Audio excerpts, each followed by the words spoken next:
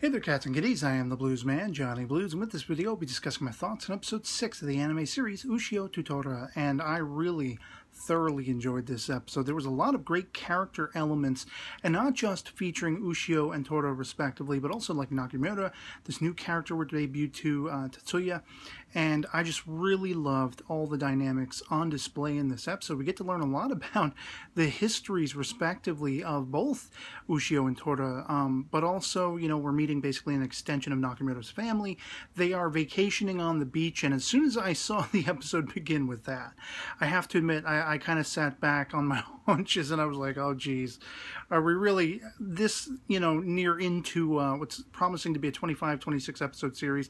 Are we already having the beach vacation episode where it's going to be light and fluffy? And it was a whole 180-degree turn, the sort of events unfolding in this episode from those expectations, where we get a lot of characterization, a lot of really interesting and awesome action, and there are some twists and turns through the episode itself, but then the end cap post-credits sequence was like a bombshell. You know, of course, I'm getting a little ahead of myself. What I really love, though, is seeing Ushio and Tora. You know, Tora has to basically ask Ushio for help in this episode, and it's evolving steadily, that dynamic between them coming into cooperation and working together as a functioning team. And I really love that, even though both of them kind of still, you know, when Ushio's involved in the saving of Nakamura, Tetsuya, and of course Tora respectively, he says, you know, I'm not here for you, I'm here for them. And there's some jabs and things back and forth between them that it's not going to just be straight-laced, you know, like an uber friendship where they're just getting along. They're still going to be taking jabs at each other and everything. Like, you know, in Tora's case, he's thinking, well, I could just leave Nakamura and Tetsuya to die, but he'd probably be pissed off when he shows up and, you know, beat me around with the spear. So I'll just save him just in case to please Ushio when he gets here. It'll make him want to help me more, you know, that kind of situation. And so there's still going to be a playful rivalry going on, and I love it.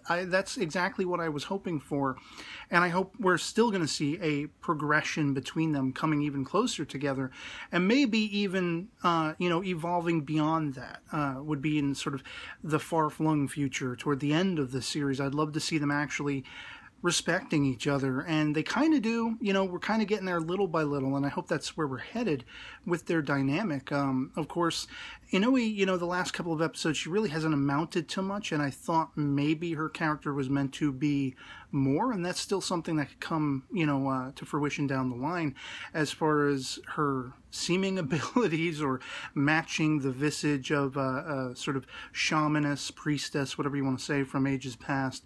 And will there be something to that? I don't know. She was just kind of rendered as the go-between in the last couple of episodes between Ushio and Nakamura respectively. Nakamura comes to the fore in this episode, showing what I thought a level of maturity and just almost maternal, matronly instincts in how she's, you know, dealing with Tetsuya, who we find out, you know, this young lad, if you will, who's going around and messing stuff up, putting sand in people's belongings and just, you know, causing havoc in sort of a tantrum reaction to having lost his mother sometime previous.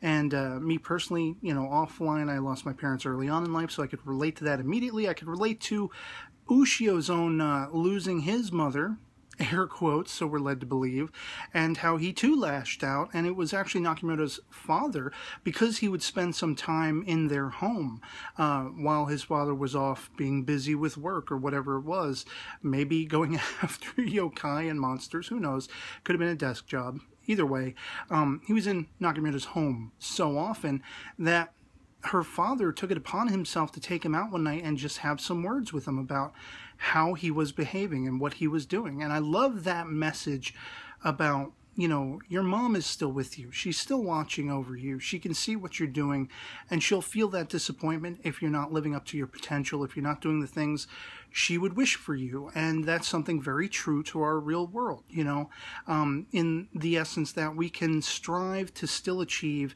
and still make those who have gone before us, whether they're still in our lives or whether we've lost them, we can still make them proud with our sort of living through them, making choices, you know, not losing yourself to making choices for somebody else, somebody, you know, making the choices for you. In other words, we don't lose our sense of self and we don't lose our direction, but we can find a path that would make the people around us proud, whether they're still in our lives or not, is the essence of it.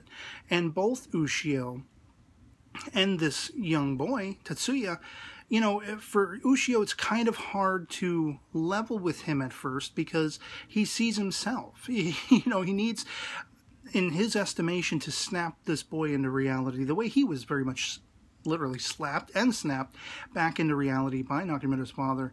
And I love that by the end of this episode, through the maternal concerns of Nakamura, but also through Ushio's just being heroic and having words of wisdom and sharing that nugget of wisdom that Nakamura's father did with him as a child with Tetsuya. You know, it's almost like, you know, I could see these two becoming parents, you know, in the future.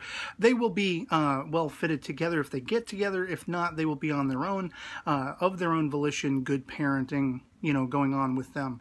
And I just loved all that characterization. Of course, this giant Ayakashi snake yokai monster thing, the idea of spirits within the sea and all the souls of the dead had, you know, having been consumed by this thing, and that was kind of its fuel. It gets very Pinocchio in that they're inside the belly of the beast, very literally, and there are ships and everything, whole ships that got swallowed up by it.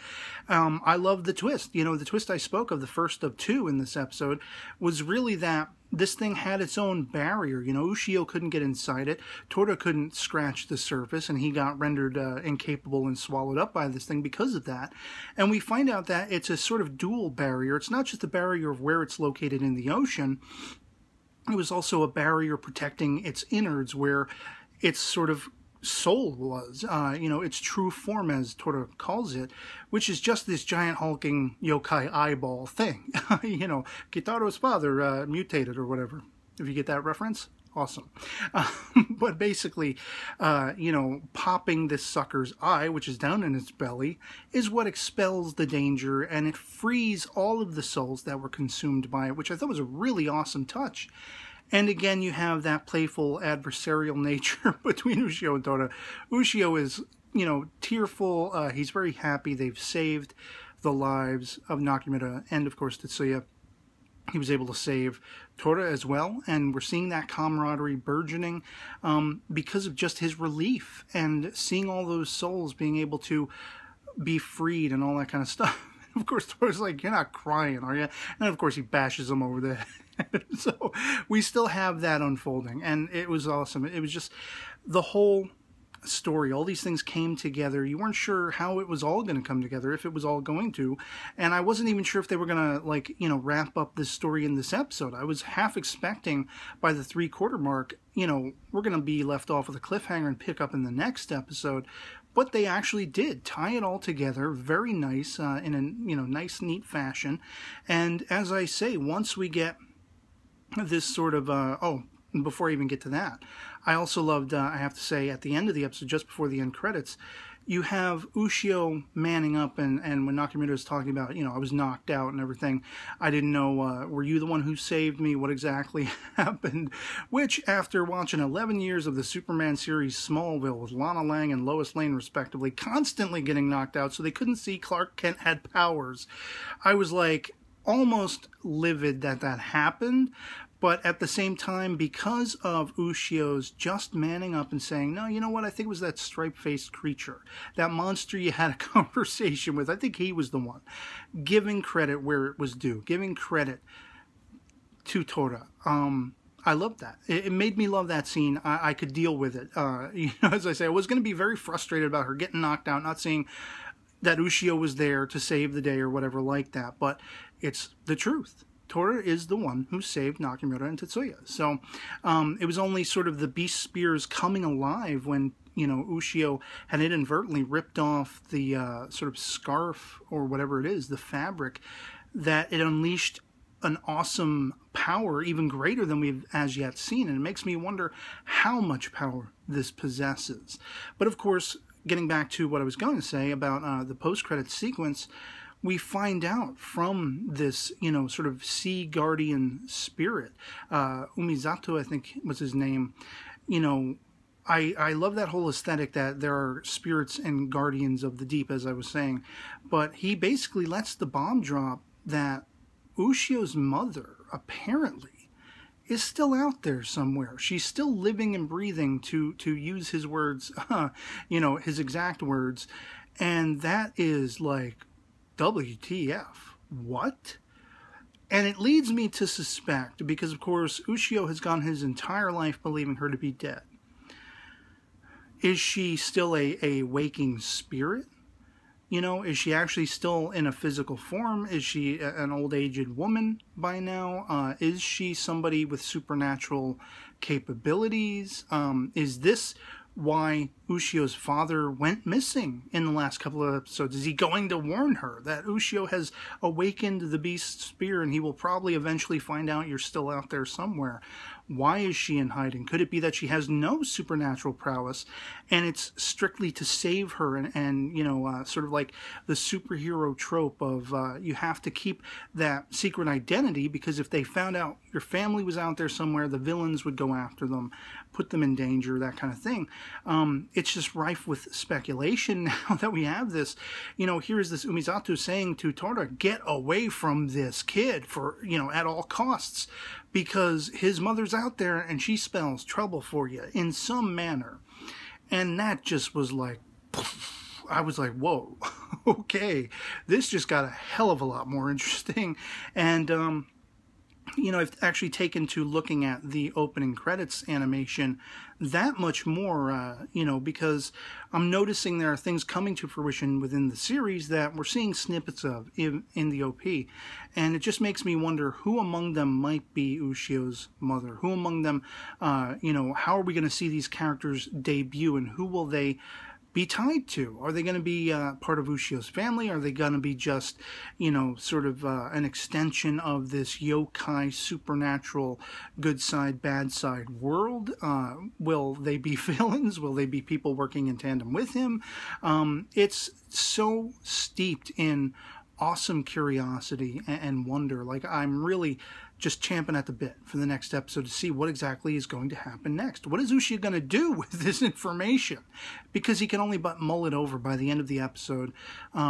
And yeah, so I mean, I was thrilled by this episode, as I say, and just all the characterization, all the intriguing aspects of the yokai and the spirit life under the sea, and you know, those spirits being freed again once they defeated this giant Ayakashi snake monster thing.